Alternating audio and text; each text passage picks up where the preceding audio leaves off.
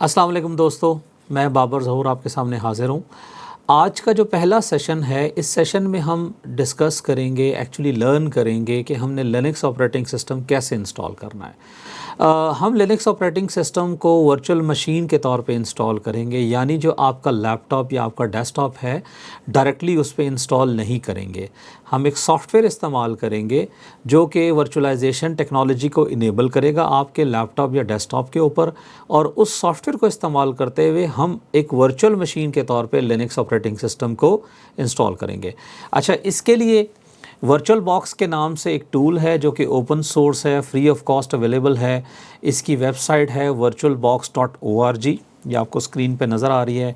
यहाँ पे इसका जो वर्जन है वर्चुअल बॉक्स 7.0, ये लेटेस्ट वर्जन है, आप इसको इंस्टॉल कर सकते हैं। लेकिन अक्सर इसमें थोड़ा चैलेंज आता है, तो आप डाउनलोड सेक्शन में जाके ओल्डर जो वर्जन हैं उनको भी यहाँ से इस्तेमाल कर सकते हैं। मैंने इसका लेटेस्ट वर्जन ही सेटअप किया है क्योंकि मेरी मशीन जो है वो मैक ऑपरेटिंग सिस्टम है और वो लेटेस्ट वर्जन के साथ है। और मैंने यहाँ से मैक से इसको डाउनलोड किया और ये मेरे पास फाइल्स के अंदर आना शुरू हो गया। अब ये जितनी देर में डाउनलोड होगा दैट इज़ फ़ाइन, क्योंकि मैंने ये पहले से ही सेटअप किया तो मैं आपको उसको फास्ट फॉरवर्ड में लेके जाता हूँ। नंबर 2 थिंग जो हमें चाहिए वो है उबंटू ऑपरेटिंग सिस्टम, और उबंटू ऑपरेटिंग सिस्टम का जो वर्जन है वो है 22.04। अगर आप देखें मेरी स्क्रीन पे तो हम लिखेंगे गूगल के ऊपर जाके सर्च बार में उबंटू डेस्कटॉप 22.04, और यहाँ पे आपके सामने सेकंड नंबर पे ये ऑप्शन आ रही है, इसको क्लिक करें और ये आपसे कह रहा है इस जो वर्जन है वो है 22.04.4 LTS। LTS बेसिकली है long term support. Long term support का मतलब ये है कि जो ऐसा वर्जन जिसको उबंटू ऑपरेटिंग सिस्टम अगले 7 साल तक सपोर्ट देगा, ये LTS उसके साथ लिखा जाता है। और मैं हमेशा रिकमेंड करता हूँ कि आप LTS को ही इस्तेमाल करें, और इसका नाम है जैमी जेलीफिश। इसको आप यहाँ से डाउनलोड करेंगे 64 बिट PC वर्जन के थ्रू, और इसको क्लिक करें तो डाउनलोड होना शुरू हो जाएगा। चूँकि मेरे पास ये डाउनलोडेड है, इसका साइज़ थोड़ा सा बड़ा है, 5 GB है अराउंड। तो आपने ये ख्याल करना है कि जो 5 GB का ये जो साइज़ है ये आप इसको अच्छे इंटरनेट के ऊपर डाउनलोड पे लगा दें। अच्छा जी, इस सारे को मैं यहाँ से करता हूँ क्लोज़। ये हमारे पास वर्चुअल बॉक्स का इंस्टॉल्ड वर्जन हमारे सामने आ रहा है और ये बिल्कुल न्यू है। अब हमने इसके ऊपर वर्चुअल मशीन बनानी है, तो हम करेंगे न्यू पे क्लिक। जब न्यू पे क्लिक करेंगे तो यहाँ पे उस मशीन का मैं नाम देता हूँ क्लाउड डेव। यहाँ से टाइप से हम उसको लिनक्स वर्जन को सिलेक्ट करेंगे, और ओरेकल लिनक्स के बजाय यहाँ पे हम चेक करेंगे कि क्या हमारे पास उबंटू 64 बिट है। आप देखें ये मेरी स्क्रीन में 64 बिट आ रहा है। याद रखिएगा इसका वर्जन 64 बिट ही होना चाहिए। नेक्स्ट करते हैं। अब ये मेरे से पूछ रहा है कि मुझे कितनी रैम एलोकेट करनी है। चूँकि ये जो मेरी बेस मशीन है इसमें इस वक्त 32 GB रैम है और 16 CPU कोर हैं, जो कि एक हाई एंड मशीन है। तो इसमें से मैं 16 GB 16386, ये तकरीबन 16 GB रैम और 4 CPU में इसको एलोकेट करूँगा। ठीक है जी, कितने? 4 CPU। मेरे पास 16 है टोटल, मैं इसको 4 एलोकेट करूँगा। नेक्स्ट करता हूँ। अब मेरे से ये पूछ रहा है कि आपको साइज़ कितना देना है डिस्क का, तो मेरी रिकमेंडेशन है कि आप 50 GB अलाउ करें सिस्टम में, ताकि कल आप कोई सॉफ्टवेयर इंस्टॉल करें तो आपके पास थोड़ी सी जगह होनी चाहिए। मिनिमम रिक्वायर्ड स्पेस जो है इसको वो चाहिए 35 GB। तो 50 हमने इसको दे दी। अब मैं इसको यहाँ फ़िनिश करूँगा। फ़िनिश करने के बाद हम इसको फ़ौरन स्टार्ट कर सकते हैं, लेकिन मैं इसको स्टार्ट नहीं करूँगा। कुछ बेसिक चीज़ें हैं जो हमें इसमें सेट करनी है। सेटिंग पे जाएं। सेटिंग में जाके सबसे पहले आप इससे अंदर जाएं सिस्टम में। सिस्टम में ये आपको कह रहा है कि आपने फ्लॉपी से बूट करना है। हम कह रहे हैं नहीं, आप ऑप्टिकल ड्राइव से इसको बूट करेंगे। Hard disk is your secondary drive bootable. Micro processor में जाएं तो आपको दिखा रहा है कि इसने 4 माइक्रो प्रोसेसर इनेबल किए हैं। एक्सटेंडेड फीचर अगर आपने इनेबल करना है पाए तो आप कर सकते हैं। एक्सेलरेशन में कुछ चीज़ छेड़ने की ज़रूरत नहीं है। स्टोरेज में जाएं और स्टोरेज में जो आपकी डिवाइस है कंट्रोलर IDE, ये बेसिकली आपकी वो डिवाइस है जो कि हम इस्तेमाल करेंगे एज अ बूट लोडर के तौर पे। यहाँ ये डिस्क पे क्लिक करेंगे और इसको मैं कह रहा हूँ चूज़ अ डिस्क फाइल। अच्छा, इंटरेस्टिंगली ये वो फाइल है जो हमने थोड़ी देर पहले डाउनलोड की है, और ये उबंटू की 22.4 डेस्कटॉप इमेज है। अगर आप इसका नाम देखें 22.4.4 डेस्कटॉप AMD 64 बिट, इसको ओपन करेंगे और चेक बॉक्स है लाइव CD DVD, इसको हम चेक करेंगे। ओके किया हमने।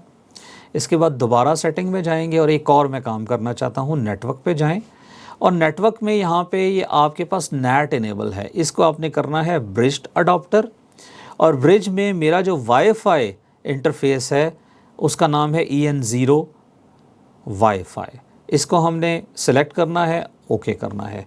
होगा क्या कि ये जो मेरी वर्चुअल मशीन है ये मेरे इस मशीन के वाईफाई को एज अ ब्रिज इंटरफेस इस्तेमाल करेगी और ये virtual machine same IP address पे आ जाएगी जो इस वक्त इस नेटवर्क का IP है। अब हम इसको यहाँ से स्टार्ट करते हैं। अच्छा, स्क्रीन क्योंकि मेरी रेजोल्यूशन मशीन की थोड़ी सी ज़्यादा है तो मुझे इसका थोड़ा सा सेट करना पड़ेगा, तो मैं इसको ज़रा इनेबल करता हूँ, स्क्रीन को थोड़ा बड़ा करने की कोशिश करता हूँ। मैं यहाँ पे इसको ले आता हूँ इस साइज़ में, और यहाँ से व्यू में जाएं आप और स्केल्ड मोड पे जाएं। स्केल्ड मोड का मतलब है कि अब जितना मैं साइज़ उसका करना चाहता हूँ उस साइज़ में वो आ जाएगी। तो स्केल्ड मोड में आपके पास बूट की जो स्क्रीन है उबंटू की वो आपके सामने आ चुकी है, और इस स्क्रीन में ये कह रहा है कि आप ट्राई या इंस्टॉल करना चाहते हो उबंटू को, that is the first option. तो हम इसको एंटर करेंगे। हमने जो ही इसको एंटर किया तो अब हमें ये ग्राफिकल इंटरफेस में स्क्रीन में ले जाएगा। ठीक है जी।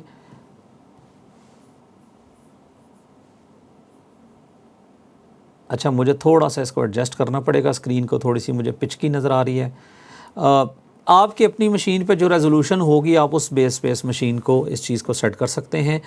अब इस ऑपरेटिंग सिस्टम की ये लाइव CD DVD की एक बड़ी इंटरेस्टिंग चीज़ है, ये मैं आपको बताता जाऊँ। वो ये है कि आप इसको बग़ैर अपने सिस्टम पे इंस्टॉल किए हुए भी इस्तेमाल कर सकते हैं। यानी आपने अपनी डेस्क के ऊपर इसको इंस्टॉल नहीं किया, बल्कि आपने इसको इस्तेमाल करना है लिनक्स ऑपरेटिंग सिस्टम को विदाउट इंस्टॉलेशन, तो आप इसको यूज़ कर सकते हैं। तो इसी वजह से आपकी स्क्रीन पे अगर आप देखें तो यू हैव 2 ऑप्शंस। एक ऑप्शन है ट्राई उबंटू और दूसरी है इंस्टॉल उबंटू। ये मोस्टली जितने भी आपके डिस्ट्रीब्यूशंस मौजूद हैं इंटरनेट के ऊपर, जिस तरह हमारे पास ये उबंटू है, इसी तरह हमारे पास रेड हैट लिनक्स है, CentOS है, फिडोरा है, ओपनसूजी है, तकरीबन सब के अंदर ये ऑप्शन अवेलेबल है। हम इसको इंस्टॉल उबंटू पे क्लिक करेंगे क्योंकि हमने परमानेंटली इसको अपनी मशीन पे इंस्टॉल करना है। अब ये कह रहा है कि आपकी लैंग्वेज कीबोर्ड की क्या है, तो इंग्लिश US, इसको हम कंटिन्यू करेंगे। अच्छा, अब ये हमारे पास ऑप्शन दे रहा है नॉर्मल इंस्टॉल और मिनिमम। मैं इसको मिनिमम इंस्टॉल पे लेके जाता हूँ। ठीक है जी, ये मैं करना चाह रहा हूँ, और यहाँ से 1 मिनट में ज़रा, मेरा ख्याल है नेटवर्क भी हमारा आ रहा है। ठीक है, मिनिमल पे हम इसको लेके चलते हैं, इंस्टॉलेशन को कंटिन्यू करते हैं। नॉर्मल में क्या होगा, ये वेब ब्राउज़र बहुत सी ऑफिस और गेम्स की यूटिलिटी इंस्टॉल कर देगा जो अभी मेरी डिमांड नहीं है, अभी मेरी ज़रूरत नहीं है। फ्यूचर में होगी तो मैं आपको इंस्टॉल करना उसको सिखाऊँगा। अच्छा, ये कह रहा है कि जो आपकी वर्चुअल मशीन की जो डिस्क है उसको आप इरेज़ कर दें। तो रिमेंबर कि वर्चुअल मशीन बनाने की वजह क्या है, एग्जैक्टली यही वजह है कि जब ये इंस्टॉलेशन के प्रोसेस में आता है तो ये आपका सारा डेटा इरेज़ कर देता है आपके डिस्क के ऊपर से। इस वजह से मैं फोकस कर रहा हूँ कि आप वर्चुअल मशीन पे जाएं और इस ऑप्शन को अब बिला झिझक, बग़ैर किसी खौफ व ख़तर के आप इंस्टॉल के बटन पे क्लिक करें।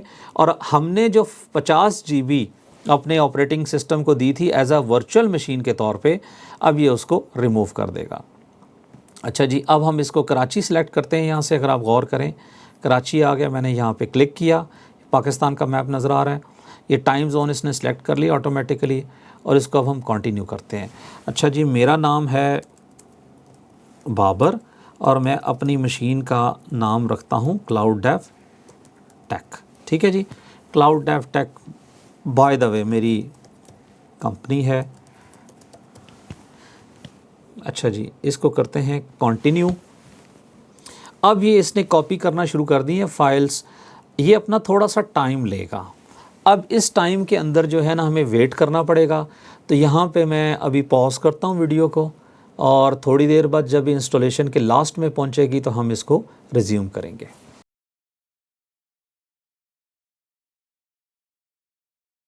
हमारी इंस्टॉलेशन कंप्लीट हो चुकी है और अब हम इसको रीस्टार्ट करेंगे। जब रीस्टार्ट करेंगे तो ये ऑटोमेटिकली मशीन रीस्टार्ट होके हमारे नॉर्मल पे आ जाएगी, ओएस पे।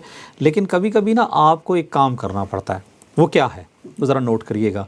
वो ये है, ये देखें ना आपकी मशीन पे ये कह रहा है कि जो मीडिया है इंस्टॉलेशन का वो आप इसको रिमूव करें और एंटर करें। तो एक दफ़ा देखते हैं। मेरे पास तो नॉर्मली ये नॉर्मल रीस्टार्ट होके आ जाएगी, लेकिन अगर आपको मीडिया रिमूव करना पड़ता है तो वो मैं आपको तरीका बता देता हूँ। अच्छा जी, मेरे पास तो नॉर्मली आ चुकी है बग़ैर मीडिया रिमूव किए हुए, लेकिन फिर भी बहुत से दोस्त जो हैं किसी और ऑपरेटिंग सिस्टम पे काम कर रहे होंगे और उसको सेट करने की इनको ज़रूरत होगी। तो मैं इसको करता हूँ यहाँ से पावर ऑफ़, मशीन को पावर ऑफ़ करें मशीन को यहाँ से।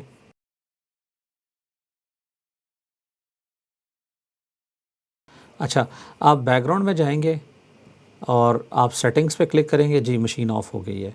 आपने जाना है सिस्टम में, तो आपके पास ये ऑप्टिकल डिस्क की जो आ रही है ऑप्शन, इसको आपने करना है डिसेबल, क्योंकि ये बूट ऑर्डर है और बूट ऑर्डर आपने फ़र्स्ट लेके आना है हार्ड डिस्क का।